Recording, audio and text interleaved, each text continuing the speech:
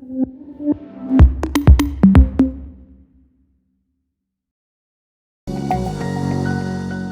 and good morning, everyone. A very warm welcome from the icy temperatures of Davos, Switzerland, where the World Economic Forum has been taking place for the past week. My name is Fifi Peters, and it's good to be with you as always.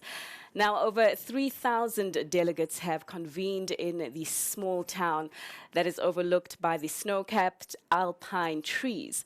And their mission really was to discuss one thing, the world's problems and how to solve them. This morning, CNBC Africa is coming to you from a cozy coffee shop that has been transformed into the temporary headquarters of Absa Bank.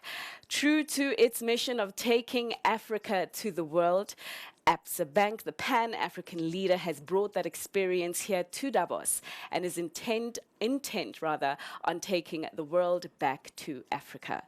This morning, we will be hearing from the key stakeholders and speakers from Absa Bank as they launch their Africa Financial Markets Index to these key stakeholders here at Davos. Now, the purpose of the index, now in its second year, is to be a toolkit for policymakers all around the continent to help them strengthen and develop their capital markets, and also facilitate the development of the African agenda at a cost that will not break the kitties of the banks and the governments on the continent. Now, to all our viewers across the 48 countries watching this broadcast, we would love for you to join in on the conversation here at Davos. Please do use the hashtag for this event, and that is AFM Index. So I'll repeat that again. It's hashtag AFM Index, and you can at CNBC Africa, and you can also at Absa Bank throughout the conversation. Right, I would at this stage like to introduce our very first speaker who will officially open the event. She'll shed light on the importance of the index and also tell us why Absa has commissioned it. Ladies and gentlemen, and to all the viewers watching this on the continent, I'd like to introduce you to the CEO of Absa Group, Maria Ramos. Thank you. Thank you very much, Fifi, and good morning, everybody, and good day, wherever you are across our continent. And as Fifi said, a very warm welcome from a cozy part of Africa, which we have tried to recreate here in the snow-capped mountains of Switzerland in Davos. It's a great pleasure for us to be able to welcome everyone across the continent and to welcome everyone in the audience here today. We have with us also the Governor of the South African Reserve Bank, Mr. Lesetja Kganyago, and thank you very much for being with us today, sir. Thank you very much.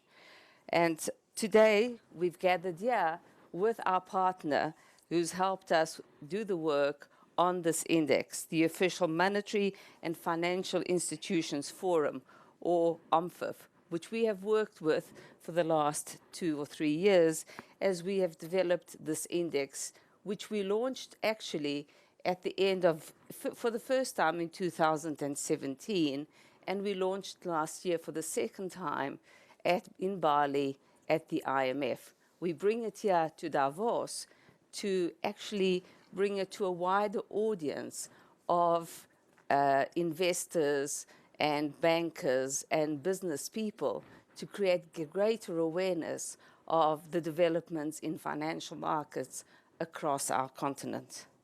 The second edition of the index comes at a time when emerging market economies are under some pressure, driven by depreciating currencies, rising indebtedness, slowing growth, and tighter global financing conditions. Other headwinds, including heightened trade tensions and increasing geopolitical risks, which we have all heard a lot of this week here in Davos. They've been highlighted in many, many forums, including in the Global Risks Report produced by the World Economic Forum. The IMF itself has revised its global forecast for growth, both for the global economy and for sub-Saharan Africa downwards, not just for 2019, but indeed for 2020, as we know. And that means that we have to pay even more attention for the way we think about our economies across the continent and what we do. And we need to do it with even more purpose and more determination. For those unfamiliar with the index, the Africa Financial Markets Index evaluates financial market developments in 20 countries across our continent. And it highlights the economies with the clearest growth prospects. The aim of the index is not just the current positions, but more importantly, how economies can improve frameworks to meet the yardsticks for investor access and sustainable growth. The index assesses countries according to 6 pillars, and we're going to hear more about that here this morning. Market depth, access to foreign exchange, tax and regulatory environments, and market transparency, capacity of local investors, macroeconomic opportunity, enforceability of financial contracts, collateral positions, and insolvency frameworks. Now more than ever, developing strong domestic markets that can cushion African economies from global headwinds is fundamentally important. We know that there's a huge amount of work that is being done to think through how we can invest and develop infrastructure across the continent. And it's often, we understand well how much needs to be invested in infrastructure. But often the conversation around infrastructure in Africa is on physical infrastructure, on rail, ports, pipelines, energy. The investment in financial infrastructure, in capital markets, is just as important. The second edition of the index finds that in general, countries are progressing with policies that support the development of financial markets across the continent. In particular, the Twin Peaks legislation and framework in South Africa, as well as Mozambique's financial sector development strategy, stand out. Changes introduced in Kenya, Morocco, and the Seychelles are also striking. In Kenya and the Seychelles, the relaxation of capital market controls has boosted performance in access to foreign exchange, while Morocco has begun taking steps to liberalize exchange rates. The greatest area of improvement for the continent remains boosting the capacity of domestic investors. The index identifies shortcomings in knowledge and expertise, particularly of pension fund trustees and other asset owners. We've known about this for quite a long time, and we really need to pay attention to it. This deficit in particular holds back the development of new products by reducing the demand for more sophisticated assets and strategies, and actually, frankly, creating a safe environment for investment into the future in a particularly important pool of funding for infrastructure.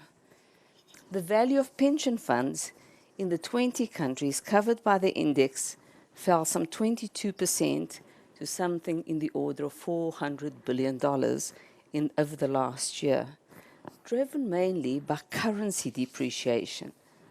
What this means and what this underscores is the need for multi-currency products to enable risk diversification. And what that in turn ties to is the ability and the understanding and the investment in how trustees understand pension funds and not just market structure. Countries aiming to attract outside investment must encourage financial institutions to adopt international standards and standard master agreements, ISDAs. In addition, increasing the size and volume of interregional transactions can be a step towards this. In a world that is moving away from multilateralism And we understand and have seen and have heard so many of these discussions over the last 5 days here in Davos and global cooperation.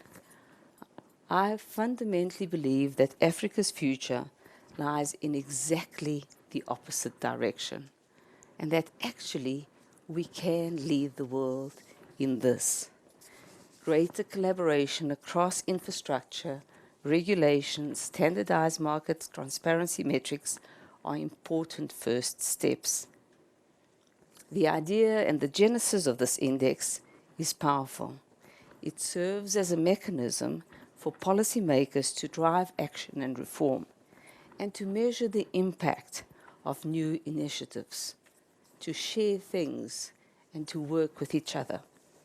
We've already seen a few countries adopting the index as a barometer for tracking initiatives and for using it as a peer learning mechanism, not to compete with each other, but to learn from each other and to create depth in markets. As I've already mentioned, with global uncertainty increasing, it is fundamentally important to have resilient, deep and liquid capital markets. We fundamentally believe this index assists in this effort. So we're going to hear a lot about the index today. I encourage you to go online and look at it, and I encourage the audience to ask questions. Thank you very much. Thanks, Maria. Round of applause, please. Right, well, let's get straight to the meat of the index, and let's allow our next two speakers, apologies for not introducing you in the beginning, how rude of me, to walk us through the 6 pillars. This is the second year that the index is going, so naturally they will tell us how far countries have come over the past 2 years, which countries have progressed more and why, and certainly what else needs to be done. So ladies and gentlemen, our viewers on the continent, I would at this stage like to introduce you to apologies for that. I would like to introduce you to Denai Kriakapolo, Chief Economist and Head of Research at the Official Monetary and Financial Institutions Forum, as well as George Asante, who is the Head of Markets for Africa at APS Group. Lady and gentlemen, it's over to you. Thank you, Fifi, and thank you, Maria, for this welcome and introduction. At OMFIF, we're also very proud to have worked with APSA on this index. I'll introduce the index and some of the pillars. As we heard from Maria, the motivation for doing this index has been that the importance of the development of financial markets for Africa's development. It's not just about physical infrastructure. Capital markets play a big role, and we haven't seen in the world a country or a continent progress without efficient and resilient capital markets. So this is very important for the economic development, and this is what we wanted to bring to the table with this index. The other aim of the index is to be independent and credible. So when we look at the methodology of how this was put together, it's all independent sources, and it's also a mix of hard data as well as qualitative survey data of both investors and policymakers. It has been very important to us to get the views of both the investors and the policymakers in terms of assessing the policies that contribute to the development of financial markets, and to have this credibility for this index. It's also intended to be a credible tool for both policymakers and investors to assess the development of capital markets and to assess the progress of different countries. It's a very practical tool, and it's intended to be that way. So to introduce you to the index, as we heard from Maria, there are 6 pillars to the index, and you can look for more detail into the report, as well as an interactive data bank that we've built this year, where you can look into how each country is performing on each pillar. Here on this graph that you can also see in the report on page 8, there is the performance of each country on each of these 6 pillars. And it's very important to us that we have this detail, because when you look at the overall results, which you can see on this slide, it's as you would expect. So we see South Africa coming at the top, and then quite a big gap between South Africa's scores and the second countries, which are Kenya and Botswana, coming with a score of 65. And then there's quite a big cluster after that, with many countries falling in the scores of between 40 and 60 out of 100, and some countries falling below that. So looking at the overall results. It's a big cluster in the middle, and the breakdown of the 6 pillars enables you to see why that is. And whereas some countries may have a very similar overall score, they have very different policies that they should prioritize in terms of developing their capital markets. So looking at the top 5, we have South Africa, we have Kenya and Botswana, as well as Nigeria and Mauritius, fulfilling the top 5. So these are the countries' most developed financial markets in the continent. Looking at the 6 pillars, so the first pillar is market depth. There we look at indicators such as product diversity, what kind of products are available in the stock market, as well as depth, liquidity, measured by turnover, for example. When we look at the continent as a whole, market capitalization to GDP on average tends to be around 50%, which is below that of the global average. And there's only 3 countries in the continent. These are South Africa, Ghana and Botswana that have market capitalization to GDP over 100%. So there is a very big gap between those countries and the rest, and we also have quite a lot of countries that have market capitalization to GDP below 10%. So it's an indicator where, as you can see from this chart, there is a big gap between the top performers and the others. We also have seen quite a lot of progress this year, some countries introducing some metrics and some policies that enable the greater development of financial markets. So, for example, innovations such as online trading platforms or policies that make it easier for companies to enter the stock markets, as well as new products on the stock markets. The biggest risers in this pillar have been Ghana and Nigeria as a result of these policies. The second pillar looks at the openness to foreign exchange. What are the factors that matter for investors to actually move their capital into these countries? We may have countries that are known globally for performing very strongly economically or for having very strong economic opportunity, high GDP growth rates, for example. This is a first indicator that investors may look to be attracted to a country. But when it comes to actually moving their capital into an economy, are they going to do it if there is no well-functioning stock markets, if the foreign exchange indicators and transparency is not strong? We thought this was a very important indicator for foreign investors. So here we look at things such as the openness to foreign capital, the transparency, and the exchange rate regimes as well. We heard earlier from Maria the progress that we've seen in certain countries in terms of liberalizing their capital controls or moving towards more flexible exchange rates. Seychelles, Kenya, Morocco have improved in that index because of that. The third pillar looks at the market environment, the transparency, the regulatory framework. How are countries doing in terms of subscribing to international regulations and standards, such as the Basel standards, for example? And something that is important to look at there is also the harmonization of these standards. We heard about the moving away from multilateralism. Africa is moving in the other direction. We have the continental free trade area, and there is a lot of movement towards harmonization of these standards, which is also very important. And the transparency of the tax environment, the transparency of regulations is also something that we look at in this pillar 3. I'll pass now to George to take us through the rest of the pillars. Thank you very much from me. So the fourth pillar in the index really talks about the capacity of local investors. And as was highlighted earlier, it is important for Africa to depend on foreign capital that comes into the continent to accelerate its development. But it's equally important for Africa not to lose sight of its own responsibility in terms of mobilizing local capital to be able to drive its development. And this is exactly what this pillar talks about. And in the pillar, it's really assessing to what extent are local funds participating in the local environment or in the local financial market. And that is very important because it serves as a measure of resilience of the local market on its own. So if you have foreign investors coming into your market and they exit, there need to be a backstop. And normally you have local funds, pension funds, asset managers, and banks with long-term capital actually stepping in so that we don't see significant exit and big price movements in the market. What this pillar also highlights, as was mentioned earlier, has been the role of trustees and asset managers in really shaping the thoughts around what to invest in, how to diversify the portfolio of local asset managers and to ensure that these portfolios continue to grow over time. And as you can see from the graph, I mean, South Africa remains dominant, I mean, from that perspective, and there is a lot of legacy elements to South Africa's dominance in this respect. But I think the good thing about South Africa is that it continues to come up with more innovation and things like the Twin Peaks that have been mentioned, and also ensuring that consumers are aware and are able to demand the right management of their assets from asset managers in the market. And we've also seen countries like Nigeria passing laws to ensure that asset managers have the flexibility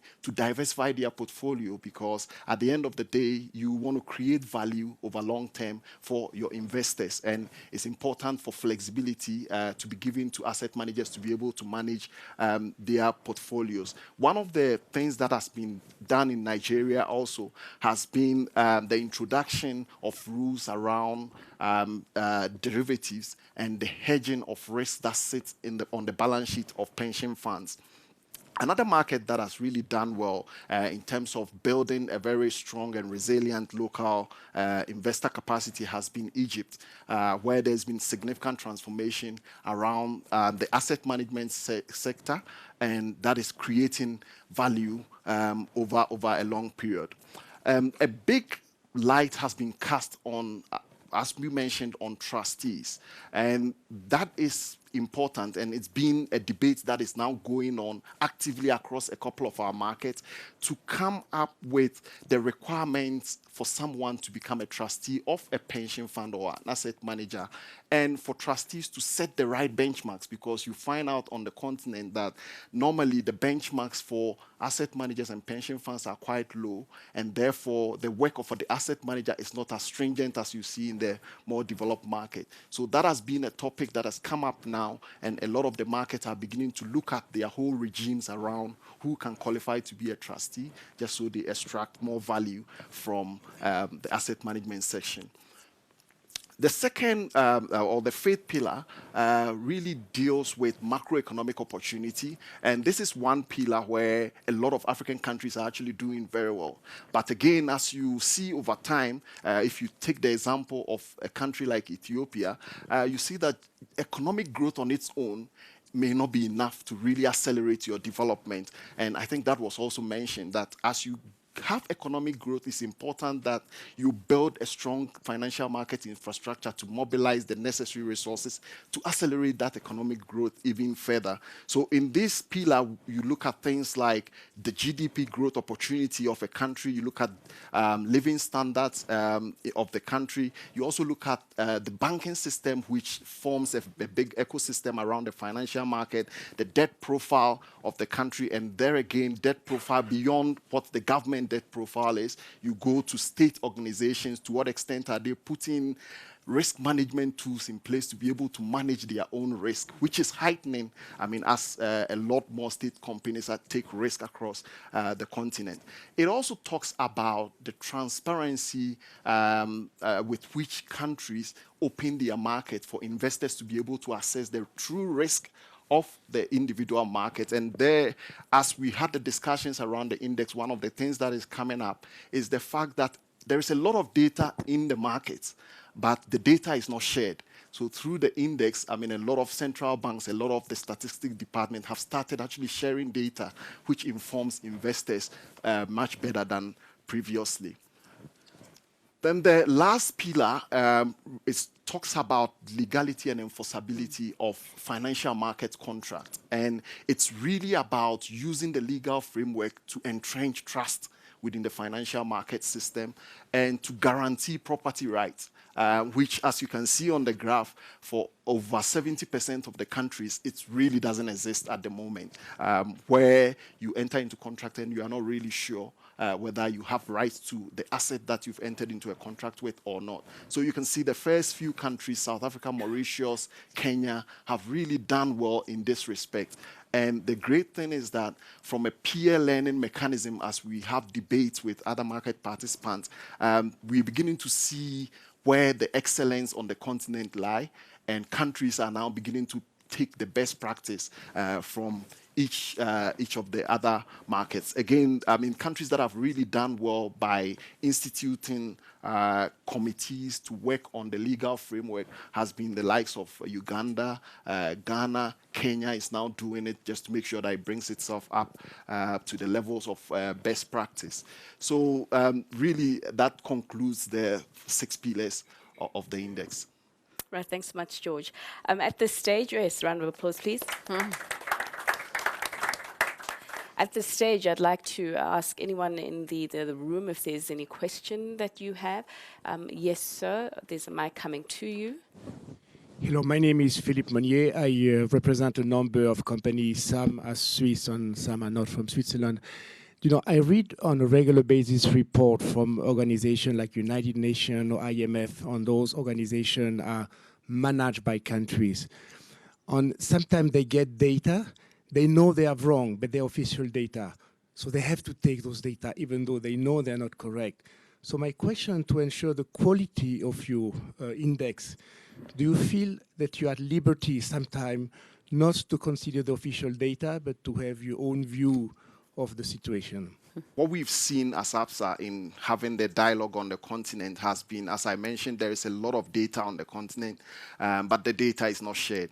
And increasingly over the past 2 years, we've actually seen the willingness to share that data, and it's really informing investors. One of the data that has been an issue has been the data on the capacity of local investors. On the continent, there was no institution that actually holds such data, although individual countries in some way or form have the same data. And during our dialogues, we've actually gotten in touch with relevant Pan-African institutions that say, yes, this is something we believe we can use our network to actually mobilize. So I think from the start, some of the data is going to be scanty. But within the next 1 or 2 years, with the discussions that are happening, data is going to be really available and widely shared with everyone. And I think we will get to that level where the data is authentic, is credible, and is widely shared, and everybody can have access to it. Thank you. I think George did very well, but just to add to this, I think this is one of the aims of the index is to highlight the lack of data and how do we move beyond that. And one of the ways that countries can progress on the index is to make their data more widely available. In terms of our methodology and how we have dealt with the issues where data have not always been widely available, which is an issue with the countries that we've worked with 20 countries on the African continent, is that we've work directly with both investors and policymakers to get data and fill those gaps where they exist. And in a lot of cases, these data do exist, but they are not published. So, for example, if we liaise directly with the stock exchanges, they would give us this information. They've just not published it because no one has asked for it previously. And we hope that that's one of the value that the index will bring. And as George was saying, we are working together with Pan-African institutions, official institutions, some of the ones that you mentioned in your question, to provide them with guidance as to what are the data that are important for investors and use their authority to mandate countries to give those data to them to then make them publicly available. So that is one of the values that we hope the index will bring. But for now, what we're doing is to use these surveys and to really actively follow up with the relevant stakeholders to get those data. Thanks, Danai. Any other questions in the room? Yes, sir. I'm Hasnain Warawala from APSA Bank. The development of the local stock exchanges across Africa is a subject that we at APSA are very passionate about and doing a lot to progress. But important in that is also participation in the local markets. So just making the comparison across Asia and Africa, in Asia you of course have a high savings rate, and in some of the countries in Africa you do see similar savings rates. But despite that, in Africa we see a lot of savings going into real estate, gold, fixed income instruments, and less into the equity markets. A question for the panel would be that what are the kinds of policy initiatives that you see that could be put in place to encourage stronger retail participation in the by investors in Africa in the equity markets? What we're seeing is a lot of innovation from individual policymakers on the continent. So Kenya, for example, came up with an innovative solution called M-Makiba. And M-Makiba gives you, as an individual, ability to buy financial market instruments on your mobile phone, similar to how M-Pesa works. There are a couple of West African countries that are beginning to learn from that, and I think that's really the point. And a lot of financial institutions have been behind some of these innovations, and we believe that that is going to happen over time. And probably the ask from government is really to create that enabling environment for financial institutions and others to really participate in this segment, because there is a massive opportunity lying in the retail sector that has not been tapped yet. We'll just take one more question at the stage, and if anyone else has something to add, we'll just take those comments at the end. Yes, sir. Thank you. I'm Sergei Guriev, Chief Economist of the European Bank for Reconstruction and Development. I really like this work, this very important work, reflecting multifaceted aspects of financial development. I have a question. To what extent, I know that would involve a lot more work, but to what extent you can actually benchmark financial development across 6 pillars relative to non-African countries, relative to advanced economies or emerging markets at the same level of development? To what extent you can actually say, you mentioned that in the beginning that, well, this market cap to GDP is 50%, 100%. To what extent you can actually map all the 6 pillars to similar non-African countries, which will actually inform policymakers and international organizations on the priorities of financial development? Thank you. We're in the second year of the index. I think there is a lot of momentum and progress, and it's something that we can take very far. Taking it globally would be a big ambition, and thank you for giving us homework of what to do. But I think it's a very good question, because as we saw when we saw the ranking of the individual countries, in some cases you cannot really compare, say, South Africa to Ethiopia, 2 countries in the continent that are very far in terms of the level of development of financial markets. It may be very interesting to look at how South Africa compares to another more developed financial market in other continents that have emerging economies. And likewise, to compare countries like Ghana, for example, to another country in Central America or in Asia that may be at a more similar level of financial development. A lot of these indicators that we've chosen because of what we think is important for the development of financial markets, but we've also taken the African context into account. And in that sense, it will be some of these indicators will be available for other economies as well. The indicators that are based on the surveys, again, we would have to build the networks with the institutions in those other continents. But the methodology in itself is built in a way that can be used globally. Right. So I was going to say, I think that's a very important question and a very interesting question. I think the idea with this was to develop it as an instrument and as a toolbox. But I think as you go forward and as it gets adopted, I think you start getting the base and the adoption and the comfort that this is an important toolbox, that it's a useful toolbox, and that actually to make it more useful, you're going to have to start thinking about how it helps us become more globally competitive.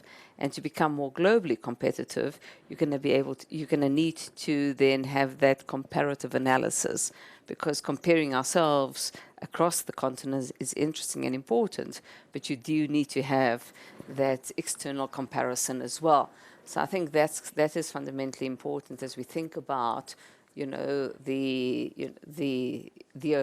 planning horizon.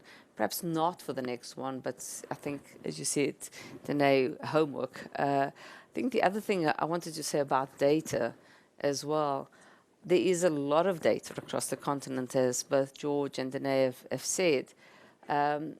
We need to be able to capture it and to use it, and I think one of the challenges we have in our markets is that we haven't always been able to capture the data, or that to know what data we have, and how and what data we don't have, and so the ability to just be, to know and to capture and to order the data in an appropriate fashion. Is also part of this exercise, and to make it useful for people, so that a lot of the choices and the policy choices that we make become more and more appropriately data-driven, so that we don't just, we just don't, leave things based on instinct or,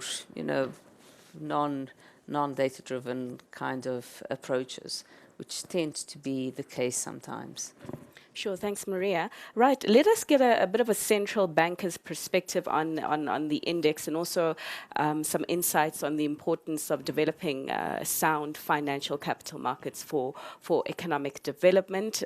Could I please introduce you all to the governor of the South African Reserve Bank, Lesetja Kganyago. Of course, the governor also is the chair of the International Monetary and Financial Committee, and they are the advisory body of the IMF, and they deliberate on important policy issues facing the IMF. But Governor, it's over to you. Thank you very much, Fifi. Good morning, Africa, ladies and gentlemen. Allow me to congratulate OMFIF and ABSA on the second installment of the ABSA Africa Financial Markets Index. The introduction of this index in 2017 was welcomed as a step towards promoting transparency in the continent's financial markets. There's no doubt that Africa has its fair amount of developmental needs and commitments, some of which are detailed in a series of developmental agendas. The extent of these developmental challenges is such that a substantial amount of financial resources is required. This underscores the necessity for African countries to develop their domestic capital markets. The ABSA AFMI, which reflects the development level of financial markets across a range of African countries, plays a role in showcasing investment opportunities in the continent's financial markets for the wider investment community. The index plays a helpful part in the endeavor to build more transparency in capital markets to finance sustainable development. The index also complements several other global initiatives aimed at assisting African countries to develop domestic financial markets. The macroeconomic environment in many African countries remains supportive of the development of capital markets. Africa is amongst the world's fastest growing regions. The investor base has also broadened beyond central and commercial banks as the demand for domestic government debt by non-residents has grown. But while such progress has been made in building capital markets across the continent, the state of development of many African capital markets remains in a nascent stage when compared to peers in Latin America and Asia. However, it must be recognized that the development of capital markets is a long-term undertaking that involves well-sequenced structural measures. Governments have an important role to play in the development of capital markets, especially in ensuring a well-developed and liquid government bond market which provides a benchmark for pricing securities issued by the private sector. Furthermore, governments must promote sound macroeconomic fundamentals, as these are an essential underpinning of healthy capital markets, and all these together are necessary to safeguard monetary and financial stability. To illustrate this point, I would like to share with you our experience and recent developments in South Africa's debt capital markets. South Africa has a bond market that has developed over many years and continues to become increasingly deep and liquid. Initially, the South African Reserve Bank played a key role as a market maker in government bonds until the secondary market was deemed to be sufficiently mature. However, the involvement of the central bank also added to some confusion in the capital markets, because you never knew when the central bank was in the capital markets to influence domestic monetary conditions, or when it is in the capital market because it has to be funding a government. We embarked on a process where we had to separate this.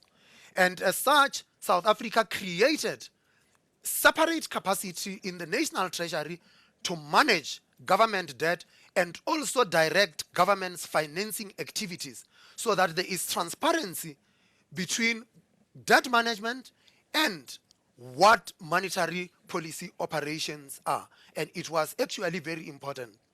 And interestingly, this led to a deepening of South Africa's capital markets. Annual turnover has increased from a meager 14.9 billion US dollars in the early 1990s to reach 2.3 trillion US dollars in 2018 against a debt stock of 143 billion US dollars. The South African bond market has a diversified pool of investors with non-residents who hold 38.3% of government bonds, as well as local pension funds and banks with a combined holding of 42%. And this brings to the fore the importance of the coordination between what is done prudentially and what is done with respect to pensions policy and the development of capital markets. It's no point asking pension funds to invest long-term when government does not issue long-term bonds. So the coordination thus between the development of capital markets and long-term insurance and pension policy thus becomes important. So in South Africa, the Reserve Bank and the National Treasury had become instrumental in attracting foreign investors through an ongoing series of investor relations engagements aimed at demystifying perceptions and creating familiarity with the South African credit story.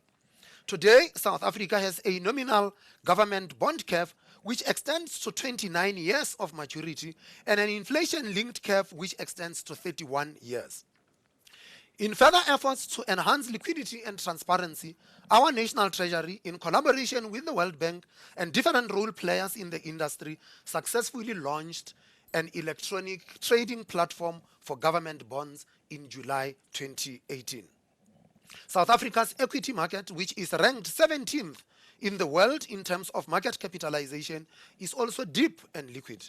As of December 2018, the main local stock exchange, the JSE, had over 800 listed companies with a total market capitalization of 878 billion US dollars versus a turnover of 414 billion US dollars. So maintaining high levels of fiscal discipline, building and maintaining independent state institutions, eradicating corruption, and promoting the rule of law all support investor confidence and play an important role in the development of capital markets. Borrowed funds need to produce adequate levels of economic growth in order to build future economic activity to service debt.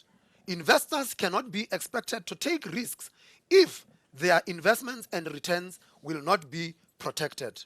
Policy certainty is essential, and as such, disclosure is also as important.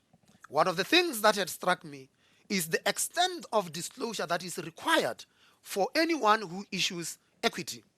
But the same level of disclosure is not demanded of those that issue debt instruments. And if you were to ask for similar levels of disclosure, you might actually find that we are able to deepen the capital markets as investors are better informed from better disclosure. Given the complexity of Africa's developmental challenges and the sheer scale of its development finance needs, domestic resource mobilization on its own will not suffice to implement the continent's developmental goals. The balance sheets of local banks and pension funds should not be burdened by government debt due to the risk of crowding out the private sector. Africa needs an optimal capital mix that includes foreign participation in domestic capital markets and some level of external debt. African local currency debt markets are progressively becoming more accessible to non-resident investors.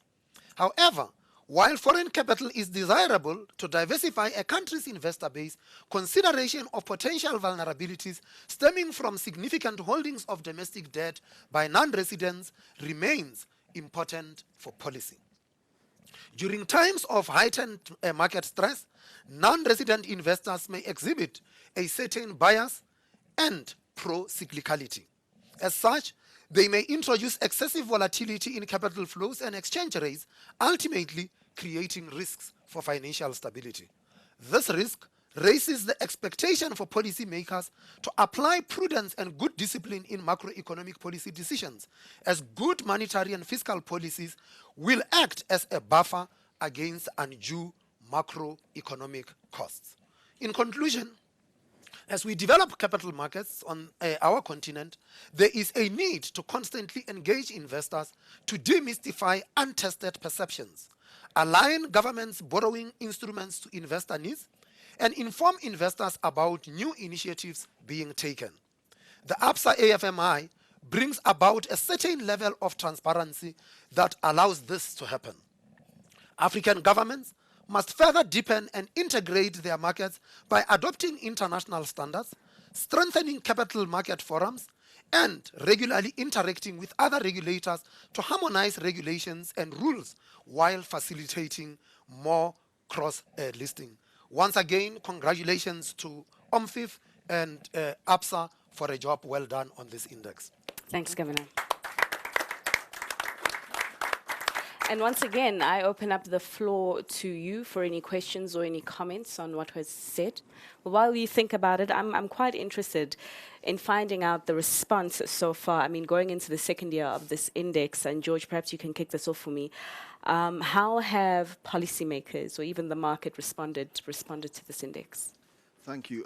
So the market has been quite receptive of the index, and one of the discussions that have actually come out is the fact that in previous times, the discussions around capital markets development was really fragmented, and depending on who you speak to, they come with their perspective of how the market should be discussing and actually developing.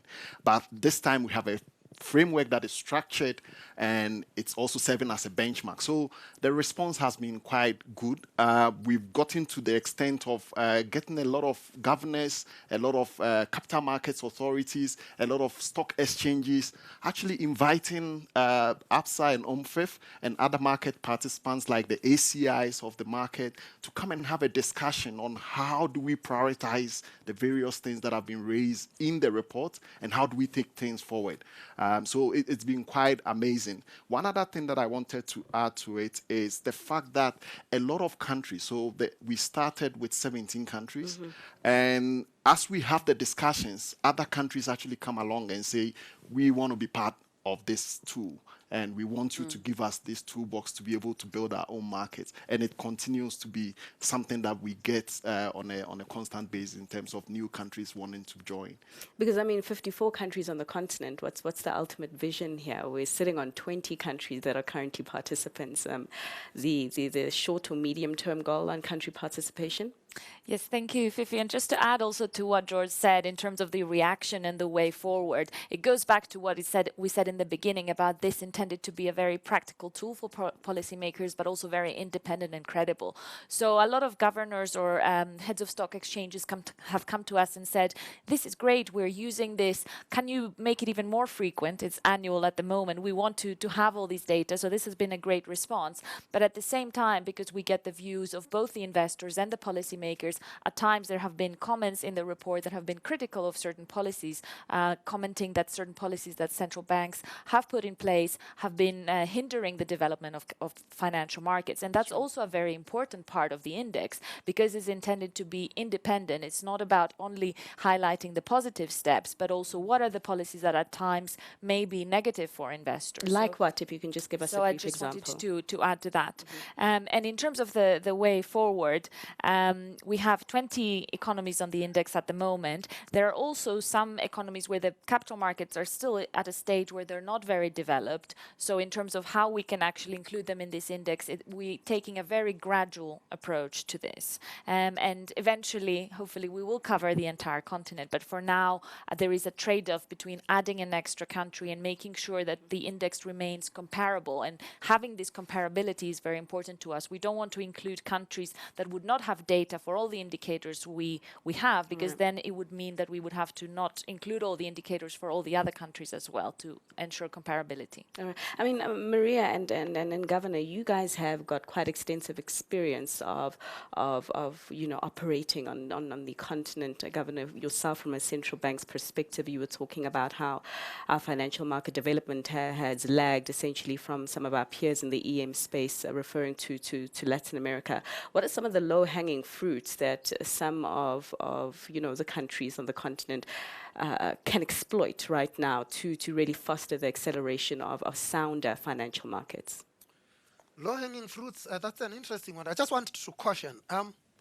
In a way, capital markets are like national airlines. Everyone wants one, but not everyone needs one. Sure. And so we've got to be taking a stance that says that there is an opportunity to also develop regional capital markets and regional platforms. So in Southern Africa, we have got a SADC integrated regional settlement system, which enables countries to settle across the borders.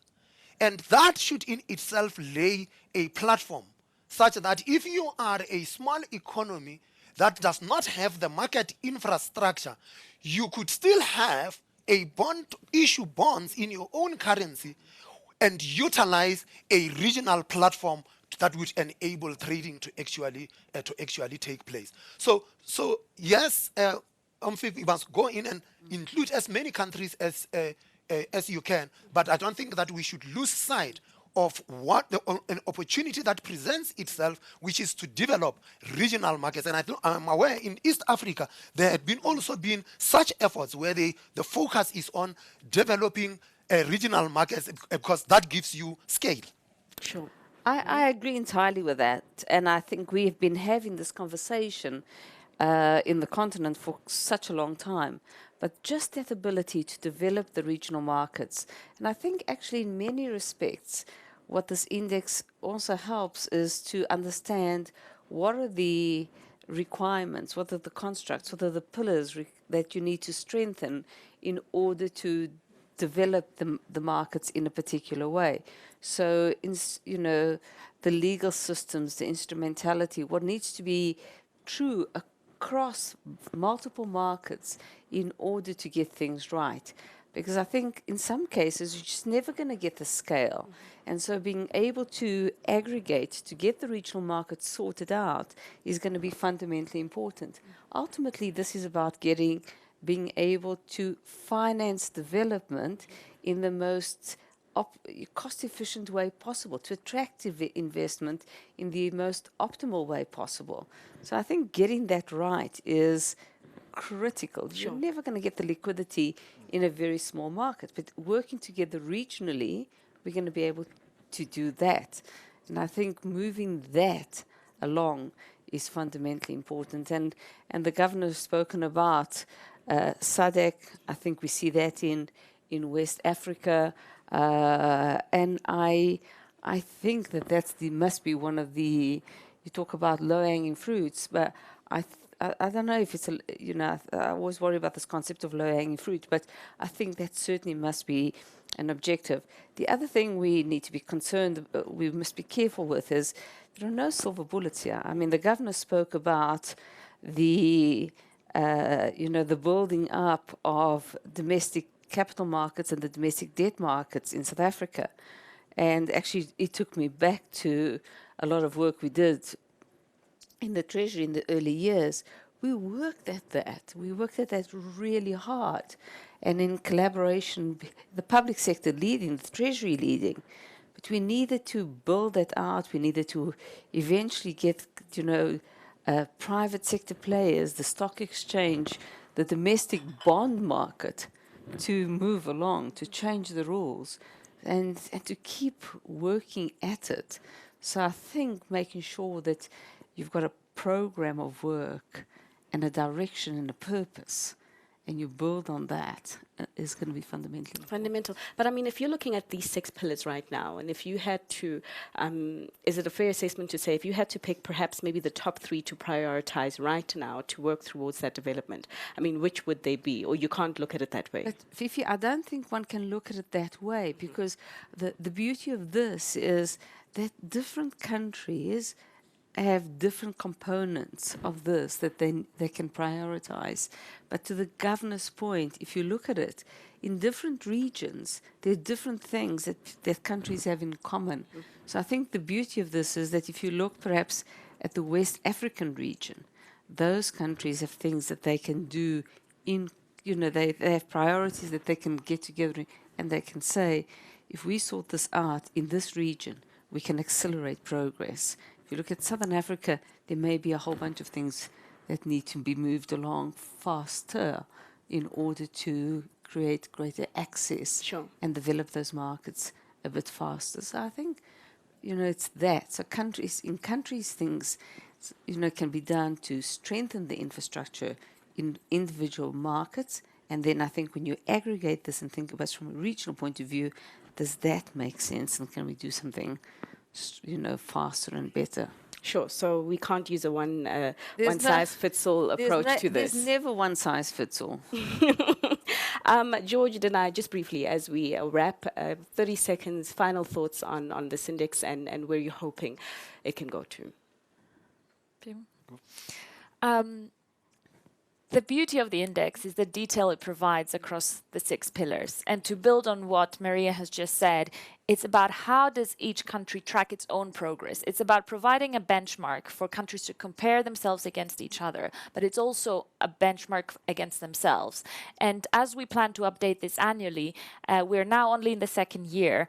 We're hoping to build this time series where countries can see what were the policies that worked, what can we learn from each other, what is the best practice that we can share across the continent. And it's also very important, we were talking earlier about the global comparability, but this is an African initiative for Africa, and that is the way forward for the index. Sure, George, briefly. Yeah, I mean, I think it presents a great opportunity, and whereas ABSA and OMFEF partnered to actually come together and produce this, it's really for the continent. It's for everyone on the continent, free access online, and more analysis, and we really encourage people to get online and do their own analysis and come up with what they think should be done on the continent. Fantastic. Well, that is a way we leave this very fruitful and robust discussion about building Africa's financial markets. Of course, the ABSA Africa Financial Markets Index was introduced to Davos for the very first time this year as ABSA really flexed its financial muscle as a standalone bank following the separation from Barclays PLC. I'd like to once again thank the speakers for this morning. That is ABSA Group CEO Maria Ramos. Of course, we also heard from the governor of the South African Reserve Bank, that is Governor Lesetja Kganyago.